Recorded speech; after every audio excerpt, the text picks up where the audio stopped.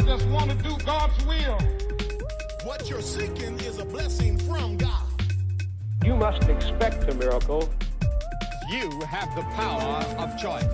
Believe on the Lord Jesus Christ.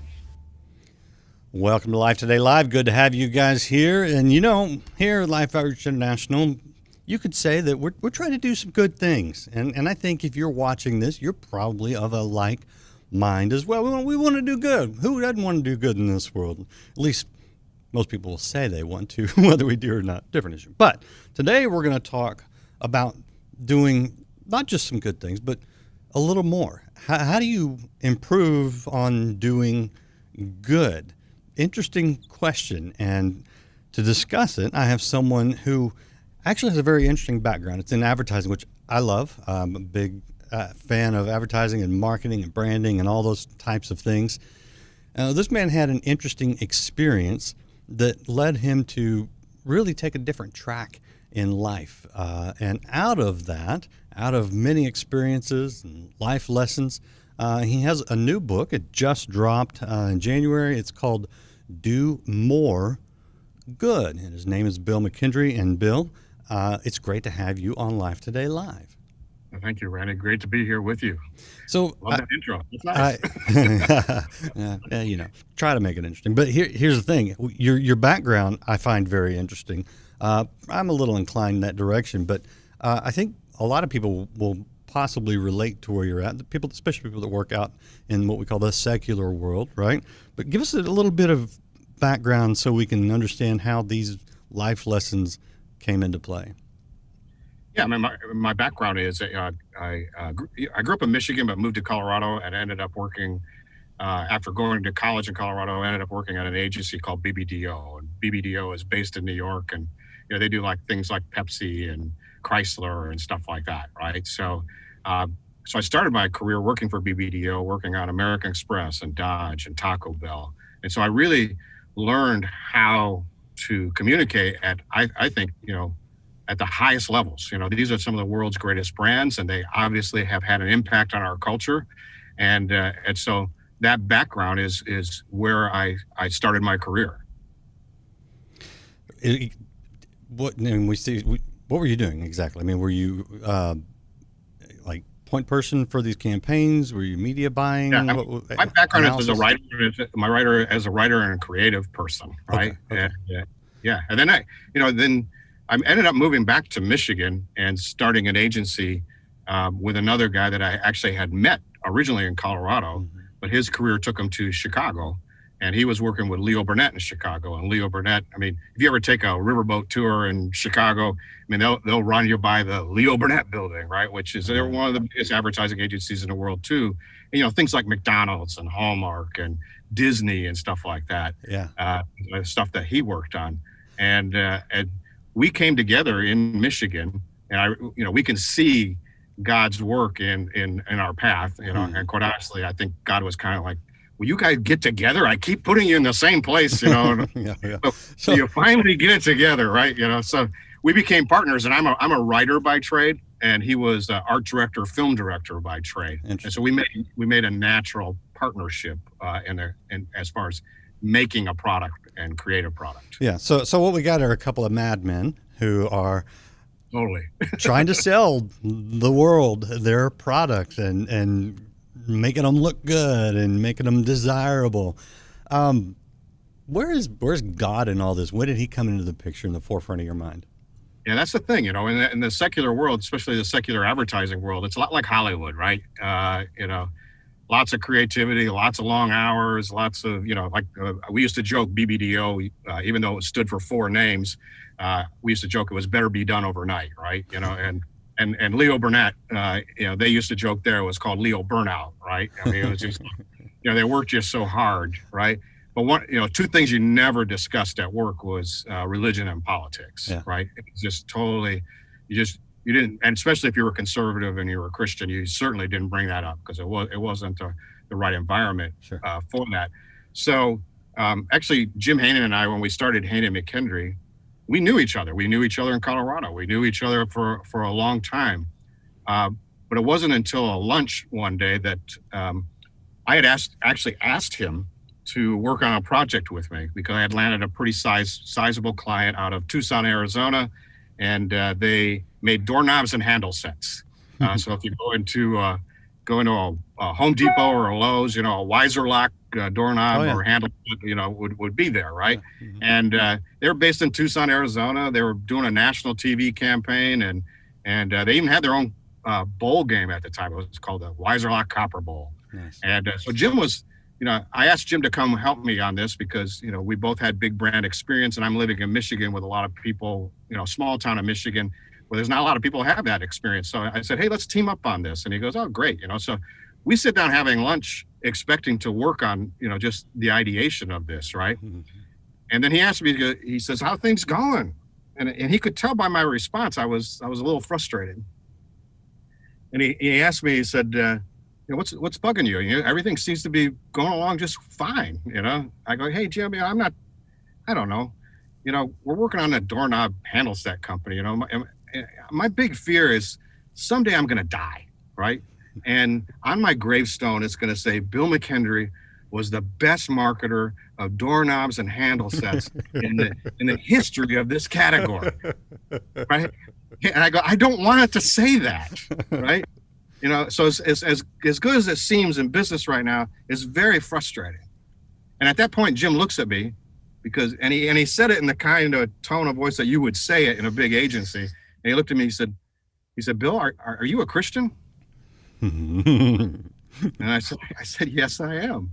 And I go, Jim, are you? He goes, yeah. And it's like, wow. We've known each other for a long time, but we've never talked about this because of the world that we came from. Mm-hmm. And then Jim said, so what are you getting at? What do you think's underneath all of that? And I said, I just got to wonder, Jim, you used to sell hamburgers and cars and Disney trips, and I sold credit cards and tacos and, but did God really make us to do this? Did he really make us to turn us into a nation of consumers rather than a nation of citizens? And I can't help but wonder about the voice of charity and the voice of human kindness and the voice of faith. And how do we make it compete better in this culture? Because it's not competing better. That, and I know, man, these business people, they're serious about making money. Mm-hmm. And that's why they're so serious about communicating, because they understand the power of communications.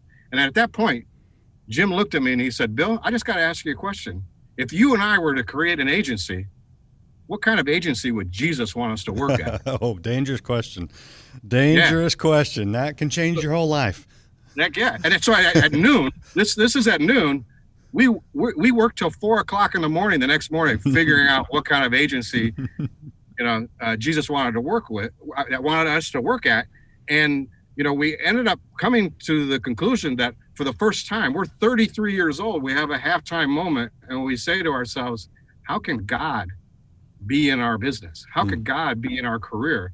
Really, for the first time, even though we have been Christians, we really have not allowed at that point God into our lives and into our careers and to really shape where we were headed. Yeah. Okay. So interesting. I worked for a secular, very large gas and oil company for a while, and I kind of had some of that too.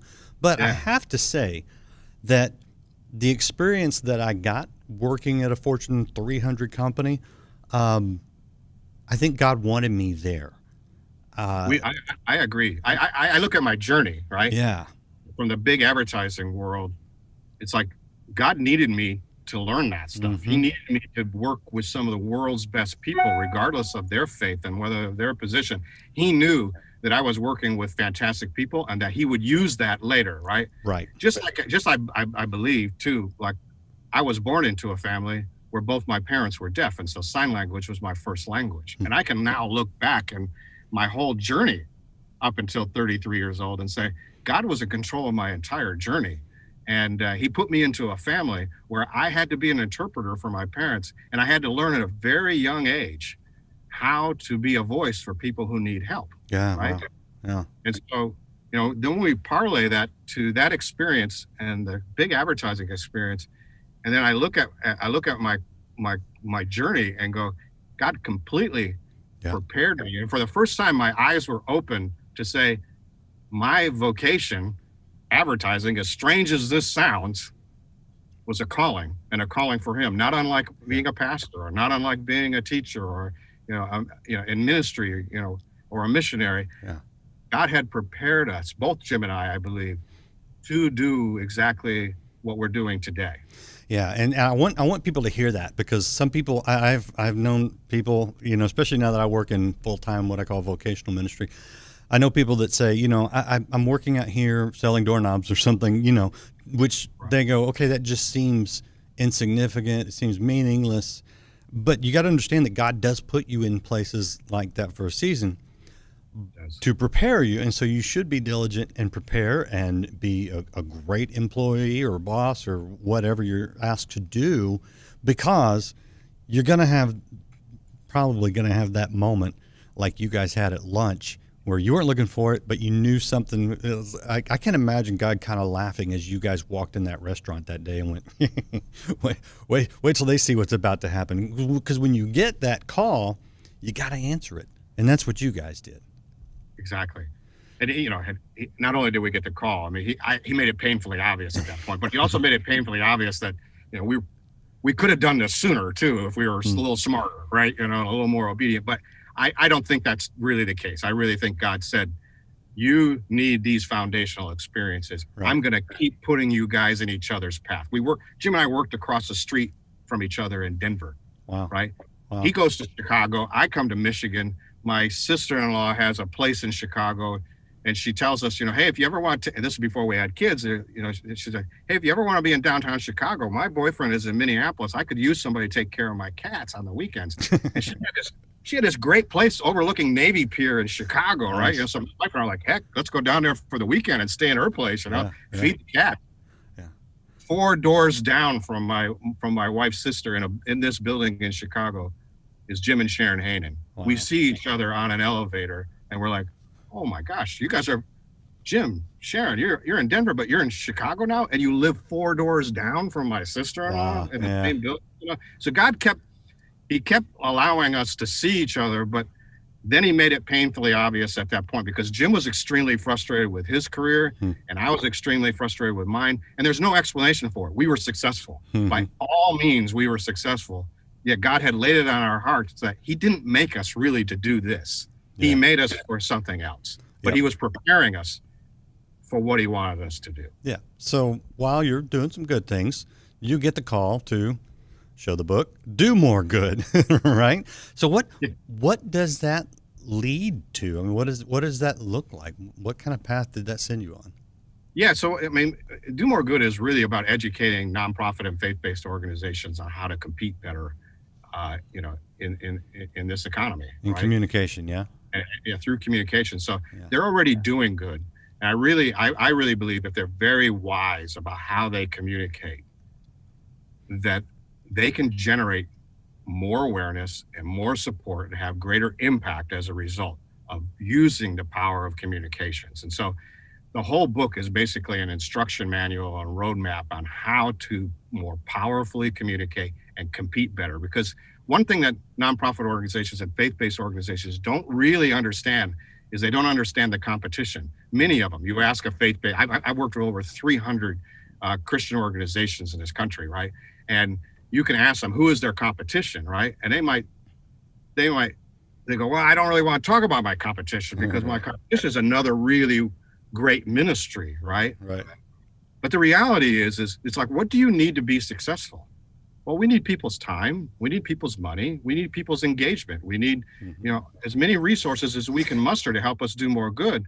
And at that point, I say to them, I go, guess who is your biggest competitor for discretionary time, discretionary money, and discretionary resources? And they go, I don't know, who is it? And I go, Coke, Nike, McDonald's, Starbucks. And I got to tell you, they're really good at what they do, right? And so if you're not out there competing in that world of communications, then you're not going to get more than your fair share or even your share of discretionary time and money. So you got to get serious about this, as serious as they are about making money. You got to be as serious about getting the resources you need to make a difference, right? Yeah. And Yeah, no, you're exactly right, because we don't, in ministry, we don't think of us as being competitors to anybody, because we're all in ministry together. We're on the same side. But you're right. We are competing against, I mean, right now we're online, and you look at, like YouTube or something where we're on right now, there's millions of views on random meaningless things. And really that's, I'd rather have the eyeballs over here talking about spiritual things, motivating people to, do more good and to answer God's call, than most of the stuff that's out there being watched right now. So that is a paradigm shift right there, for one. But I'm curious, where did this change in your vocational direction? Where did it lead you? What kind of experiences did you have to kind of educate yourself in the space, or put yourself there, or what did you do to? Yeah, I mean, we had to start small, right?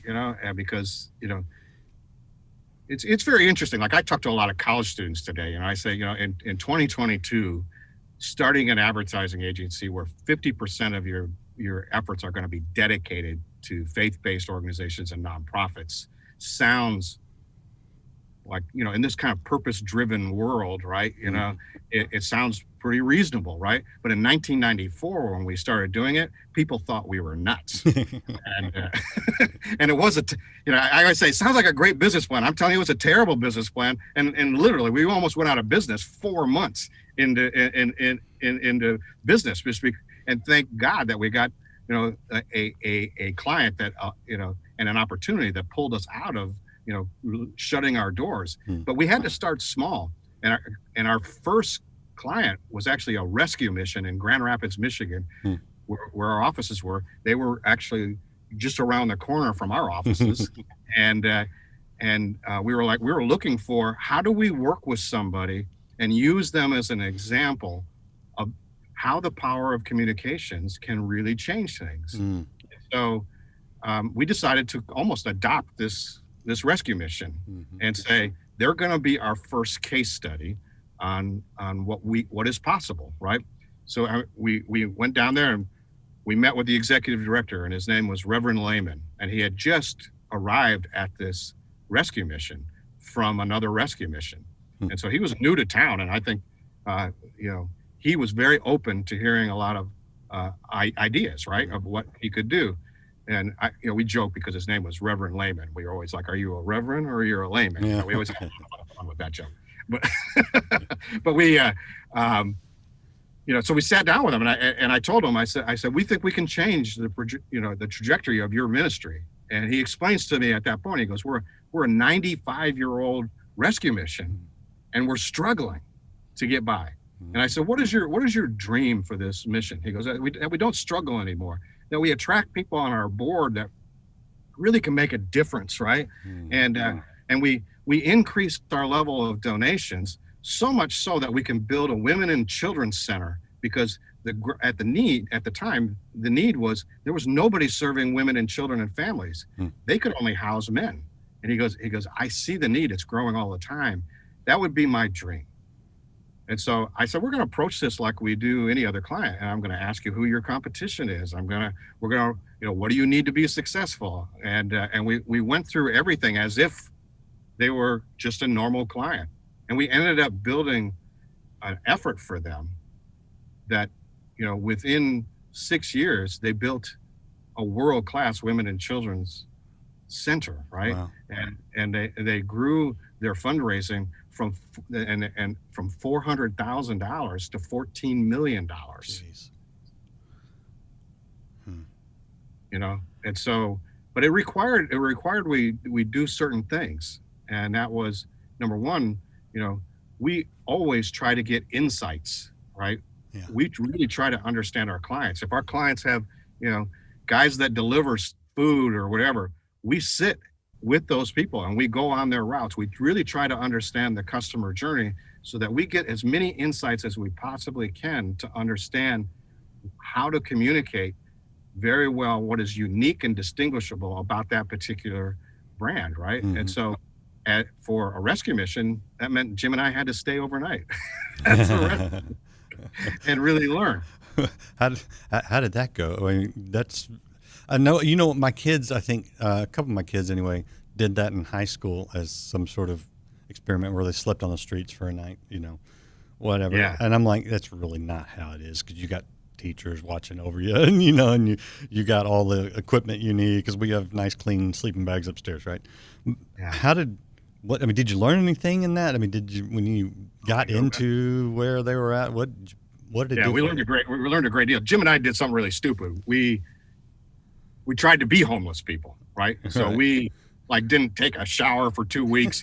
We dragged our clothes behind our cars. Our wives were like, "What are you guys thinking?" And we actually went on the street in Grand Rapids, Michigan, where homeless people congregate, and we hung out there all day, and like we were new in town, and one of the funniest things that happened was, we knew that we needed to be at Mel Trotter Ministries, by 4:30 to go to service so that you get dinner, right? That's what that's what everybody told us on the street. So we do that, but it's a hot summer night. It's like August, and it's really humid, and we're walking up to the Mel Trotter's building, and it's busy. It's downtown, and there's traffic and stuff like that. And there's a guy at the second story of the Mel Trotter Rescue Mission. We're across the street, and he's yelling something at us. And there's a whole bunch of homeless guys hanging out outside, and they're laughing. And so we can't hear what he's saying, but so we finally get up to the building, and we hear what he says. And his question is, he keeps repeating this question. He goes, "Hey, what college did you guys go to?" And all the homeless guys would laugh. Yeah. And he'd say, we'd like, "What are you talking about?" And he'd say, sorry. He would say, so he repeated it. He goes, "What college did you guys go to?" And he repeated it again. All the homeless guys would laugh. We'd say, "We didn't go to college." And then he would say then he said to us, he goes, "We know you're not homeless. So who are you?" I mean, we just walked up. He's yelling at us from across the street. He knows we're not homeless. And I said, "How do you guys know we're not homeless?" They go, you got good teeth. Oh, that's funny. It looks like you've had a haircut in the last 30 days. And you don't really smell that bad. You guys might think you smell bad, but you guys don't smell that bad, right? And so they started going through the litany of who we might be. Feds. At first they thought we were cops. Right. No, we're not cops. They go, "Oh, you college professors. You're trying to do some kind of paper." Right. It's like, no. And then the worst one, though, out of all of the things that they come up with, they go, "Ah, you're church people, aren't you?" And finally, I said to the guys, I go, "No, we're not church people either." I go, "We own an advertising agency." And then the guy that was yelling at us at the beginning, he goes, "Wow, is business that bad?" That's a great story. But what I do like about that is the idea of putting yourself in someone else's shoes as best you can, in order to understand the need, in order that you can, fill that need. And that's hard for a lot of people, wherever they're at, whether they're just wanting help in their community through their church, or whether they're with a nonprofit. I've camped out in the middle of nowhere in Africa for several nights, and I still don't know what it means to actually be African and live there in abject poverty. But yet, I think the effort, it does show you some things. And more importantly, it can open your heart to wanting to help. I'm guessing, despite the hilarity of those events, it probably changed your mind a little bit about how you viewed homeless people. Yeah, absolutely. I went into that that evening not really knowing what caused homelessness. Even though my parents were deaf and we grew up poor and stuff like that, those are the struggles that we had in life. I didn't know what caused homelessness, right? And so when I sat and listened to these guys, I started asking them some stories. How did you get here? Because I don't really understand. I look at you, quite honestly, I'm just going to tell you, are you lazy? Can't you get a job? Can't you stop drinking? That's what's in my mind, right? Mm-hmm, yeah. But I don't know. I don't know what you've been through. And what I heard from them was one heartbreaking story after another, but they were compounded. So it would be, I went to the war and had, in Vietnam War or whatever, and I suffered, post-traumatic syndrome from that. I started drinking, or I started doing drugs. I lost a child, and then my wife left, and and then I lost all my friends. And when we sat there and listened to these stories, we understood that these were people drowning in their own circumstances, and they couldn't find their way out, which was the inspiration of the very first commercial we ever did. And so we did a commercial based on the insights that we got from them, right? And so if you can imagine, I'm going to explain this commercial to you. You come into this commercial and you see a woman who looks like she's homeless, right? She's in an alley and there's garbage all over the place, right? And there's a brick wall and a brick road, and you clearly feel like you're in an inner city alley. And you come in, that's the first person you see. As the campaign starts to develop, people start to drift into this alley from above, and you realize that the whole thing is being shot underwater. And at the end of the commercial, there's a hand that comes in from above and grabs one of the people and pulls them out, right? But as these people are drifting into this set and this situation, bubbles are coming out of their mouth, and you realize, oh my gosh, these people are drowning, right? And the commercial is written in this way. The narration goes, the average American family is only 3 paychecks away from being homeless. Add to that substance abuse, mental illness, death of a spouse or family member, and pretty soon you find yourself in pretty deep water. At Manslaughter Ministries, we not only provide food and shelter, when the hand comes in, we provide a way out. Wow. Right? That commercial, first commercial we ever did in 1994 for an adopted rescue mission, ends up going on to be used by over 110 rescue missions around the country, and the Association of Gospel Rescue Missions becomes for 15 years the #1 fundraiser for 110 rescue missions around the country. Wow. That's the power of communications, right? And what we did was we didn't change what we had learned and how we've been prepared. Get the insights, get the understanding, come up with a powerful analogy that just grabs people, makes them understand the situation, even if they haven't experienced the situation themselves, and draws them to that situation and says, I've got to do something to help that, right? Yeah. I have to tell you that, we had an opportunity to film Mother Teresa at one point also. And that I learned in preparing for Mother Teresa, we were actually steered to, I'm not Catholic, but we were steered to Vatican II in preparation for Mother Teresa, specifically an area called Inner Murfica, which is about the roles and responsibilities of advertising and marketing people. And what I learned by reading that, how they described Jesus as a communicator, they said Jesus was the perfect communicator. He spoke it to people's conditions. He spoke in a way, and he crafted his language so they could understand it uniquely. Yep. His parables were even crafted to them. So he used agricultural parables to farmers. He used fighting and preparation and battle parables for soldiers. Same thing for athletes. He was really, really wise about how he captured people's attentions. He started with them. He crafted his language to them. He crafted his storytelling to them, right? I realized at that point, everything I had been trained was really Jesus's ability to tell stories better than anybody in the history of the world. I've always thought it was the #1 rule of communication, and correct me if I'm wrong because you're the expert here, but it's know your audience, is it not? Absolutely. Yeah. You have to know your audience. And you don't know your audience, you're just telling them information.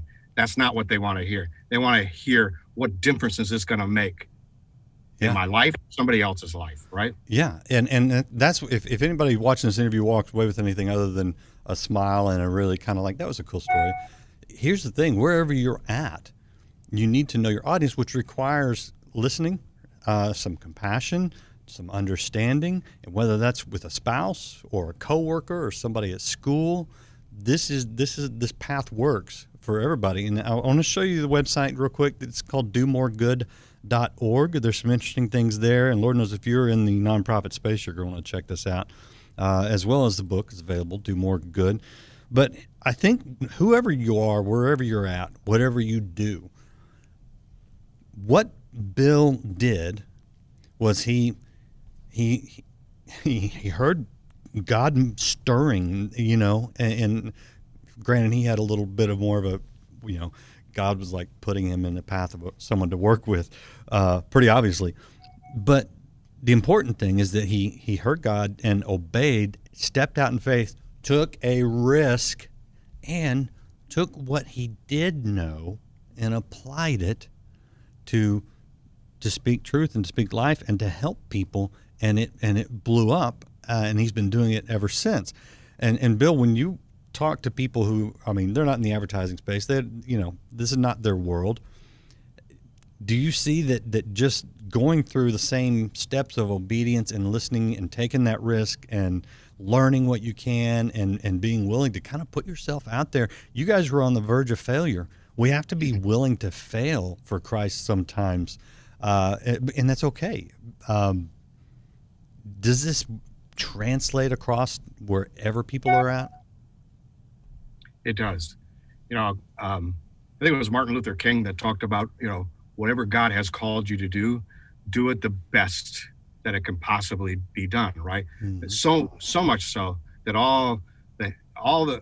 everybody in heaven could look down and say that you're doing your job as well as God has asked you to do. And he said, he made the connection to a street sweeper. Even if you are called to be a street sweeper, mm-hmm. Sweep the streets like Handel, sweep the streets like Michelangelo, right? Yeah. So, and it was hard for me to accept that advertising and marketing was my calling, right? It does not sound that great, right? It doesn't even, it's like, because I remember we had a pastor for a long time that would, always say something in every sermon. It seemed like, something negative about advertising and marketing people. Right. And I told my wife, I said one Sunday, I go, if he says that one more time, I'm gonna say something. And she goes, don't say anything. Right? And so one Sunday he says something negative about advertising and marketing people, and I just, it was a small church where I felt like I could be honest, and I just barked out, and they're winning. Oh, uh-oh. And he stopped his sermon. And he says, "What are you talking about?"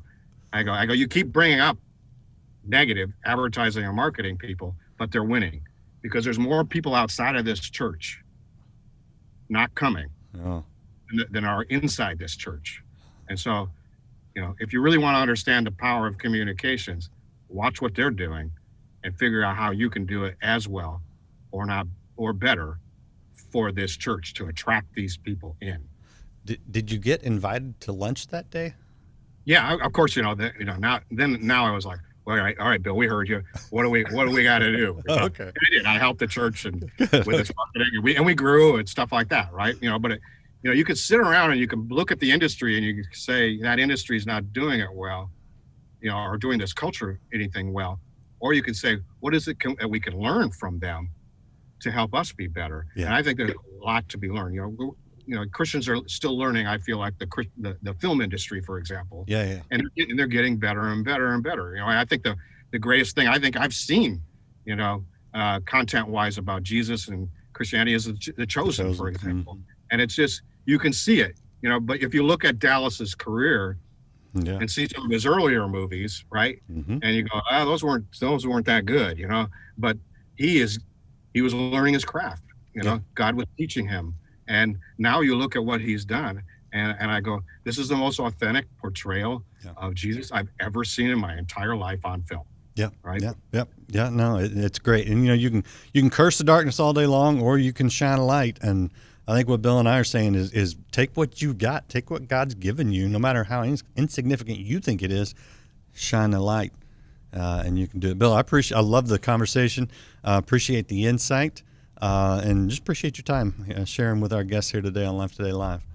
Thank you for having me. I love sharing my story, and if anything from my journey can help anybody else do more good, I'm all on for that. So Yeah, thank you. and what a great message. And here's the thing, you can, and it just, if it does require hearing God, which is a little scary to apply it to your situation because it's all different. You're unique. You're uniquely designed and qualified, and God does that on purpose because He's got something for you that only you can do. So step on out there in obedience, and don't be afraid to take a risk or even do what the world might call failure. If you're doing it in obedience to God, you will do more good. So come back, hit share, hit like, hit follow. Tell somebody about this. This will inspire some people. Check out the website, domoregood.org, and the book, Do More Good, looks just like this. Available now.